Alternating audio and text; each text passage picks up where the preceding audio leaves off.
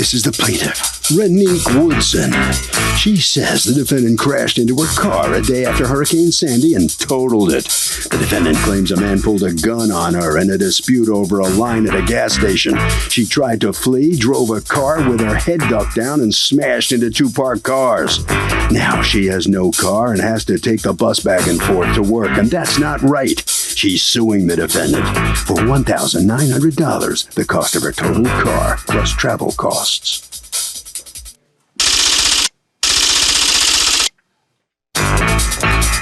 This is the defendant, Nyasha Jones. She says a man jumped out of a car while she was waiting online to buy gas. He thought she cut him off, and he pulled out a gun.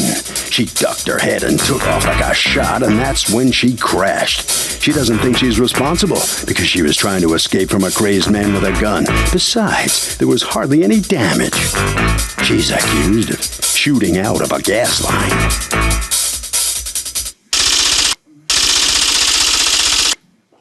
All parties, please raise your right hand. Welcome back to the People's Court. Next case in the docket. The plaintiff says the defendant crashed her car just after Hurricane Sandy hit, but the defendant says she was fleeing from a man waving a gun, and that's when she crashed, so it's not her fault. It's the case of straight shooter or not. Renique Woodson? Yes. Okay, you're suing Nyasha Jones? Yes. Is that how I pronounce your first name? Nyasha. Nyasha. For $1,900, the cost of cabs and bus fare plus repair to your car, because according to you, she negligently hit your car. Tell me what happened. Okay, this was the day after Hurricane Sandy. All the power was out. So I went to my cousin's house on South Munn Avenue. Okay, we was in the inside, me and my cousin. We come outside. She asked me, she said, Renique, why didn't you tell me we parked on the sidewalk? I said, we never parked on no sidewalk. She said, yes, we did. Look. I'm like, well, if we did, my bad. I didn't know, like that. So then we goes around to get in my car. We see our cars dented up. We like, oh my God, what happened? Da, da, da, da. We never heard nothing. You never heard the crash? We never heard nothing. So the cop heard us yelling. The cop said, y'all calm down. A girl, a 17-year-old, hit you guys' car. The vehicle that she was in hit 3 parked cars. It was a Camry, my cousin's car, and then my car in the front. Oh my goodness. So she said the girl had a lousy excuse that a guy pulled the gun out on her. So she struck my cousin's car and she struck my car. She knocked my cousin's car all the way on the sidewalk towards the mailbox. How did she get caught though? Like, were they out there? They said did she stop? Did they said her car couldn't move. They said because she done knocked her whole side off as well. So did you get a police report with her phone number? Yes. And then you contact her? Yes. I went to her house, her mom. Because first you contacted her insurance company, and what did you find out? Her insurance company says she does not have insurance. She haven't had insurance since, her mom didn't have insurance since October 26th. And the accident happened? On October 30th. Her policy been 4 days earlier, the policy had expired? Yes. Right. So I said, okay. So did you ever talk to her or no? I talked to her mom. Because your mother owns the car? Yes. How old are you? 20. Okay, go ahead. See, they said she was 17. The police department says she was 17. Let me see ID, please. Okay, go ahead. So I went to her house. I spoke to her mom. I showed her mom the damage. It was dented up. Do you have pictures of the damage? Yes. Let me see it. And I also have a mechanic statement. This is a gray Sebring, Chrysler Sebring. That's my cousin's car. And I'm the tan Sebring. Yeah, she's 20. She's not 17. Okay, whose car is this? My cousin's car. The car that she hit before mine. Goodness. And whose car is this? That's mine. The other car is the other car that she hit. The car that was this goldish car is yours? Yes, that's mine. What kind of car do you drive? A 2001 Chrysler Sebring coupe. Hers is a drop top, mine is a coupe. This is your cousin's car? Yes. This is also your cousin's car? Yes. This is whose car? My car. Okay, just looks a different color, I guess, from the lighting because their pictures are taken in two different... Yes, mine is tan and hers is like a grayish. Right.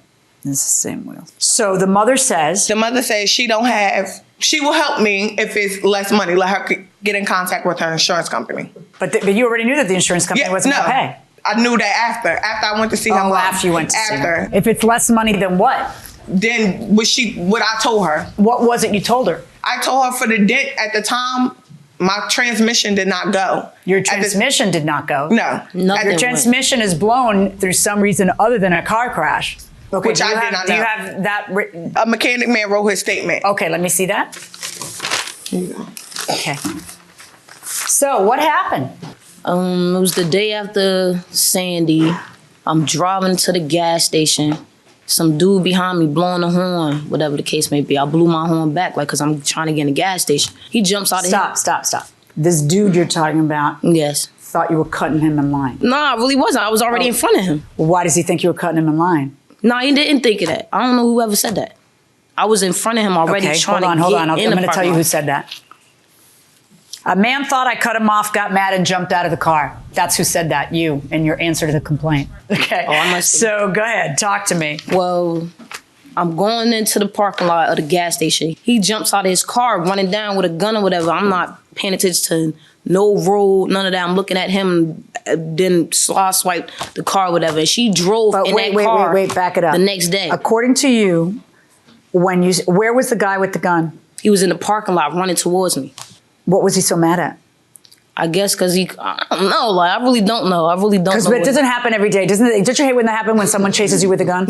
Like, there has to be, you have to have a theory because you were Nah, because I was blowing the horn back. I was like, feel me? We arguing outside the window, but I never got What out are of you my arguing car. to each other outside the window? I'm like, go around. He like, no, I'm not going around. Move your car. So then what?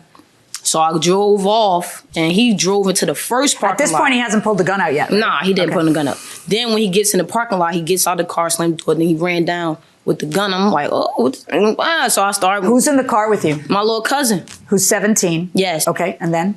And then I'm telling her, like, lean back, like, the dude, she's telling me, like, watch out. Then you just see boom, boom, and the car just. Well, then According to your answer to the complaint, you ducked your head and drove. Nah, I didn't duck my head. So the defendant's defense is, look, it wasn't my fault. Somebody pulled a gun. I was trying to get away and I hit your car. Is that a defense? No, it's definitely her fault. She should have been more cautious. She's just trying to blame it on someone else so she doesn't have to pay the charges. And by the way, the someone else is long gone. There's no way of proving that even happened. What do you think?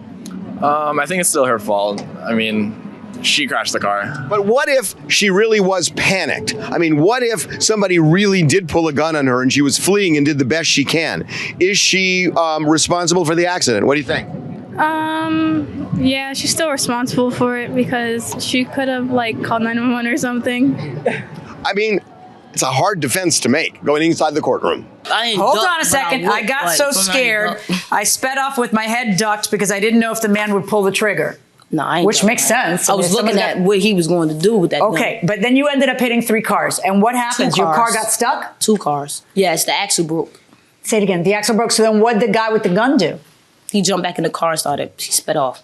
So he didn't continue to chase you and shoot you? No. All right. The police, according to her, don't really believe you about the gunman. They think you just hit 2 cars and had to come up with something because it's your mom's car. I was asking them, could they run back the cameras, but they said the cameras was down. What cameras?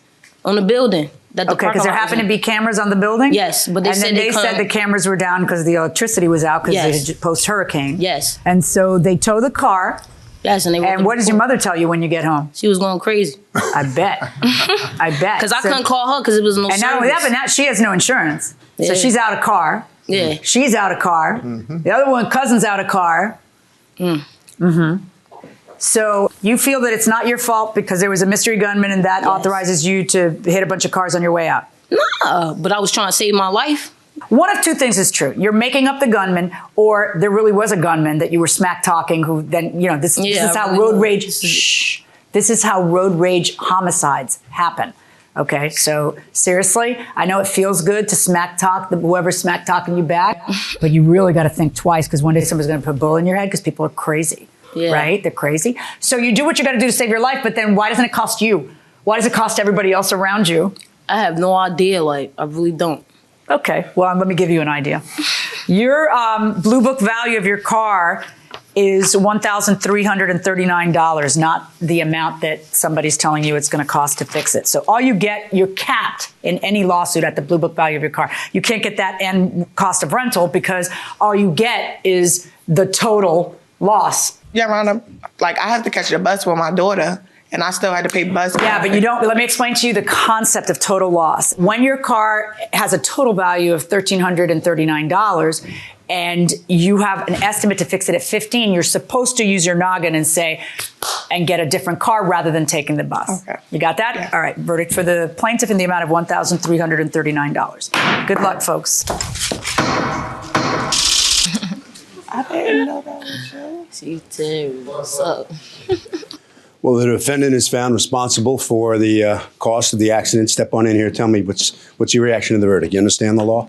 Yes, I understand. And why it had to come down this way? Yes. As it did? Even though the circumstances sounded like they might have been crazy at that time. After you crashed into that car, didn't you think you might have been held responsible for that? No, I really did. How come? Because it wasn't my fault. Well, because you were being chased by a guy with a gun? Yes, I really was. Well, who's going to pay for her car, though? Who do you think? Who do you think should? Not me. All right, head around the corner there. And you come on in here and tell me what's your reaction to the outcome here? I got something, so it's better than losing out Yeah. completely of like nothing. This was the day after the hurricane. Yes, the Right. day after the I hurricane. mean, how insane was the atmosphere that day? Trees was down, everything was ruined. No power, no gas. And you come out, and what So do a you hit discover? car, dented car. Me and my cousin just totaled cars. It was horrible. You got everything back squared away now? No, still don't. Harvey? Well, here's the thing. You cannot create peril and then say it's not my fault. I mean, look, she says I was panicked and therefore what? Therefore, I drove recklessly. Therefore, I created a dangerous situation myself. I mean, in a way, it does sound like tough luck on this person that maybe she was frazzled if, in fact, somebody really did pull a gun. But if they did pull a gun, you still have a responsibility not to create additional peril down the line. It's not a defense. So if that really did happen, then the defendant, if there's any way of finding the driver who did pull a gun, maybe you could go after that person. But it's no excuse to the poor innocent person who got hit that I was fleeing from a bad guy.